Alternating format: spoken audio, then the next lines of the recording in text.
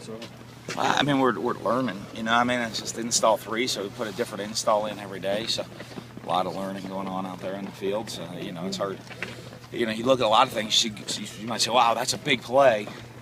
But usually when there's a big play on one side of the ball, the other side of the ball is somebody making a mistake on the opposite side. So, you know, we just got to get those things cleaned up. You see any difference when the pads went on today? I think it's a lot easier to get things done, obviously, you know what I mean? And you look, one of the hard things is teaching guys, especially all young players and young college kids, don't get to be out here all the time. You know, I mean, how to practice without pads.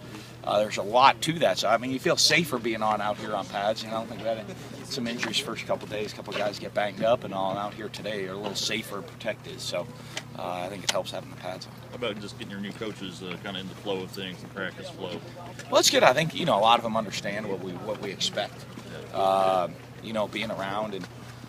But, you know, I think everybody, you know, you're a coach, this is where you want to be out on the field coaching and teaching and doing football. So I think, you know, our coaches, even bumping practice back from yesterday to today, they get antsy. Not just the players, but the coaches want to get out there on the field. So I think they're enjoying themselves. Tyler looked pretty good. I know he was kind of sick yesterday, but yeah, he's still a little under the weather, I think, still. But he, I mean, he understands that's part of being a starting quarterback. You're never always going to feel great. So, but he did good. You know, a couple of new things we're looking at and trying. And, you know, the great thing, though, about him is always, you know, when you're an experienced guy, is he's going to look and say, hey, I like this, don't like this. Can we try it a little differently? You know, and you know, as he said, you know, we want to maybe even get more camera film on him so he can just see some steps and certain new things that we're doing out there on the field and just get an individual camera on him on the field. And, you know, which is great to have a guy that really wants to study all of that. He suggested that y'all put him more under center this year and said he's really enjoying that. Yeah, but, you know, I think he's got a lot of work to do on it, too. And you know, one of the things, and in the offseason a lot, we'll practice some more under center at times just because it makes you strain a little bit more.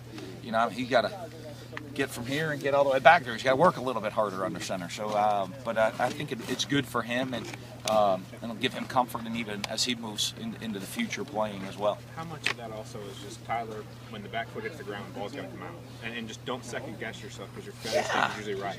You know, I mean, it is. You know, it's decision making, and you know, I mean, have a good idea what you want to do before the snap, you know what I mean? Don't assume where you're going with the ball, but anticipate what's going to happen out there on the field. And if it's not right, then you got to know how to change it quick. But if you are right, you'll get rid of the ball on time or even quicker than on time. You told us there'd be a lot of mixing and matching units, and we've sort of seen that the first couple of days too. Yeah, you know, there's a lot of opportunity to be had on the field. You know, one always tough thing in spring in that is a lot of times you end up whole substitution, you know. But when you're in a game situation, you don't hold substitute. So guys got to play with other guys, and they got to be used to you know, different numbers of guys around them. So by doing that, it allows you to kind of get more comfortable with everybody on the team. Based on these first few practices, it seems like you guys weren't lying about getting all the tight ends involved.